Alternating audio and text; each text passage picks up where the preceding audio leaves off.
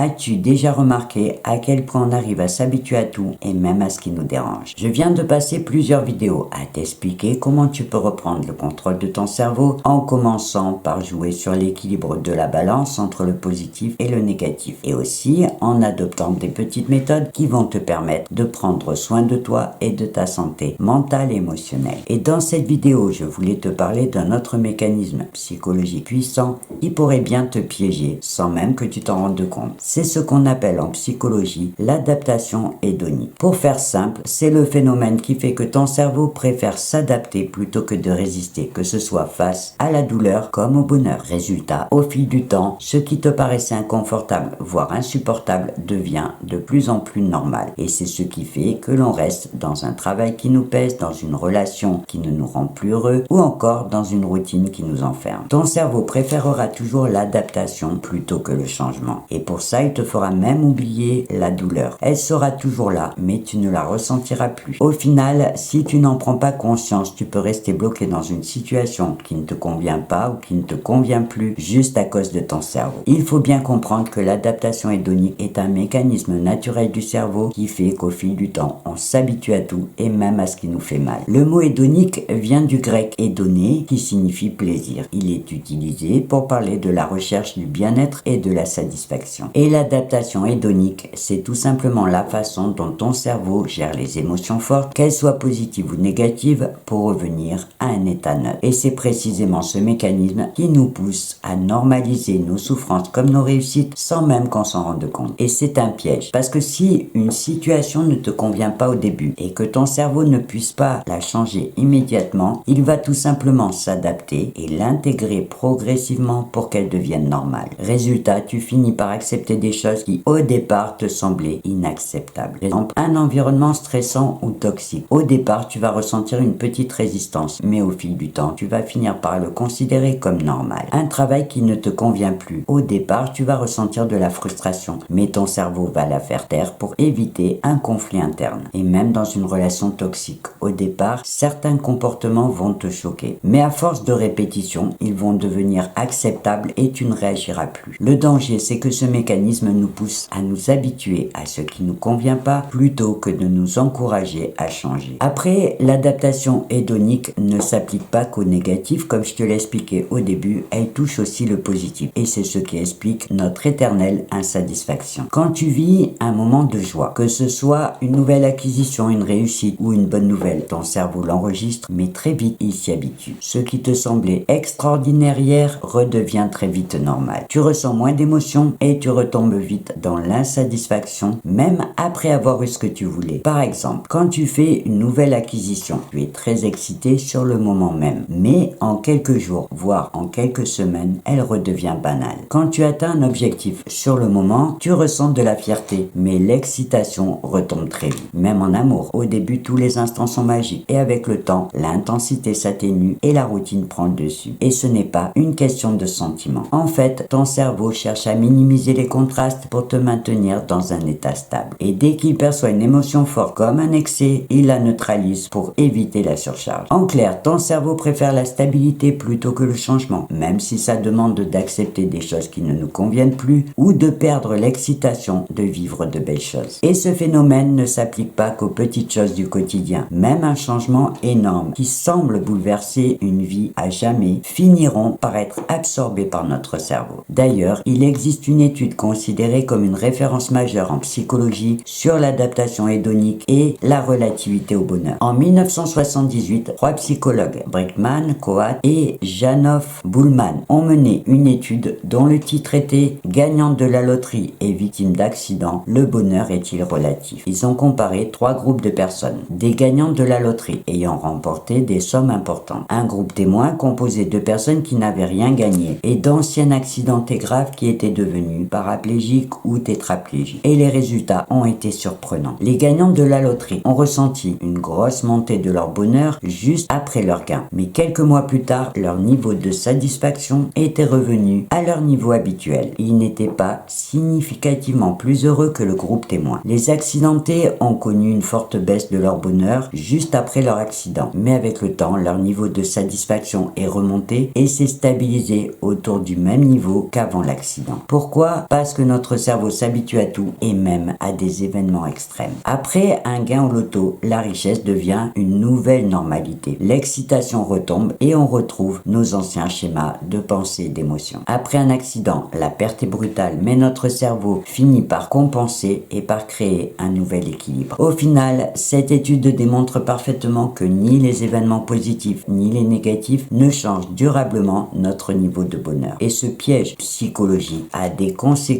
bien plus profondes qu'on ne le pense sur notre bien-être mental. Parce qu'il nous enferme dans des situations qui ne nous conviennent plus. On finit par accepter un inconfort permanent simplement parce qu'on s'y est habitué. Même quand on obtient ce qu'on veut, l'effet s'estompe rapidement et on ressent à nouveau un manque. Et enfin, parce qu'il nous pousse à en vouloir toujours plus. Comme on s'habitue à tout, on croit toujours que la prochaine étape nous rendra plus heureux. Mais une fois atteinte, l'excitation retombe et on recommence à chercher autre chose. Par exemple, tu attends avec impatience de faire un nouvel achat ou un événement. Mais une fois que tu l'as vécu, l'excitation retombe très vite et tu passes à autre chose. Tu es dans une relation qui ne te convient plus, mais au lieu de partir, tu restes parce que c'est devenu normal et que l'idée de changer te paraît trop compliquée. Au final, notre cerveau neutralise progressivement nos émotions fortes, ce qui nous empêche d'apprécier le positif et de réagir au négatif. Et si on ne fait rien, on tombe dans ce cercle vicieux. On passe notre vie à attendre quelque chose de mieux sans jamais être pleinement satisfait. Et on finit par tolérer ce qui ne nous convient pas simplement parce qu'on s'y est habitué. Mais encore une fois, la bonne nouvelle, c'est qu'on n'est pas obligé d'accepter de le subir. Il existe des petites méthodes simples et efficaces qui peuvent nous permettre d'éviter de tomber dans ce piège et de reprendre le contrôle. Je t'en ai préparé 5 faciles pour te permettre de pouvoir choisir celle qui te conviendra le mieux. La première, c'est d'en prendre conscience et de remettre en question ce qui te paraît normal sans te plaire. Parce que ton cerveau neutralise l'inconfort avec le temps. Mais ça ne veut pas non plus dire que cette situation te convient réellement. Pose-toi juste la question pour savoir si cette situation te convient toujours ou si elle est juste devenue une habitude. Prends du recul sur ce que tu tolères aujourd'hui en te demandant si tu devais vivre cette situation pour la première fois, est-ce que tu l'accepterais? La deuxième méthode, c'est d'apprendre à savourer le présent et à célébrer tes réussites pour ne pas perdre l'excitation du positif. Si ton cerveau efface tes réussites et tes plaisirs, il faut lui rappeler qu'elles sont importantes pour toi. Par exemple, pratique la gratitude en prenant le temps chaque jour de noter 3 choses positives de ta journée pour entraîner ton cerveau à les ancrer. Ou crée du contraste dans ta vie pour éviter la monotonie en variant tes expériences et en te donnant des petits défis réguliers. La troisième méthode, c'est de choisir volontairement de sortir de cet automatisme pour briser les habitudes en provoquant des petits chocs sensoriels. Si tu laisses ton cerveau en pilotage automatique, il va toujours choisir la facilité. Alors, change régulièrement ton environnement et tes routines. Même des petits détails, ne serait-ce par exemple qu'en changeant tes itinéraires, tes activités ou tes cercles sociaux. Pratique la privation volontaire. Fais une pause sur des habitudes agréables pour mieux en ressentir le plaisir quand tu y reviens. La quatrième méthode, c'est de ne pas attendre d'en avoir plus pour être satisfait, mais d'apprendre à apprécier ce que tu as déjà. Plutôt que de chercher sans cesse la prochaine étape, entraîne-toi à tirer profit du moment présent. Concentre-toi sur ce que tu as déjà accompli et pas uniquement sur ce qui te manque encore. Évite la course du toujours plus en te demandant pourquoi je veux ça avant de te lancer dans un nouvel objectif. Enfin, la cinquième méthode, c'est tout simplement de te créer des points de comparaison avec avant pour bien prendre conscience de tes avancées. L'adaptation hédonique nous fait oublier d'où on vient et tu peux éviter ça en prenant le temps de mesurer ton évolution. Garde une trace de ton parcours. Par exemple, écris tes progrès dans un carnet, garde des photos ou note les moments marquants. Compare-toi à ton toi d'avant et pas aux autres. Demande-toi où tu étais il y a un an et qu'est-ce qui a changé en mieux. Célèbre tes avancées, même les plus petites, pour que ton cerveau les enregistre comme une évolution réelle et non pas comme un simple nouveau normal.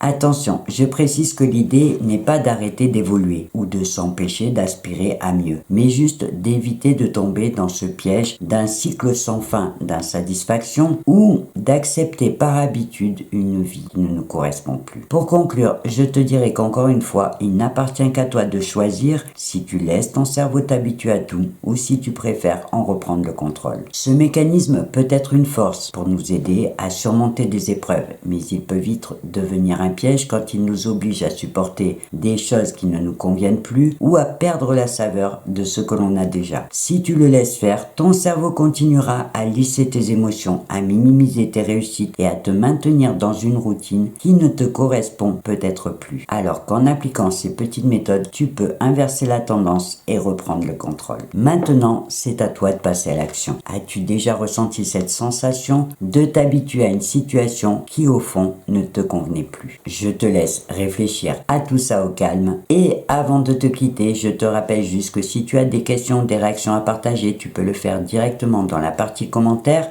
sous cette vidéo et je me ferai bien sûr un plaisir de te lire et de te répondre. Et en attendant ma prochaine vidéo, je te souhaite une belle journée ou une belle soirée et je te dis au revoir et à bientôt.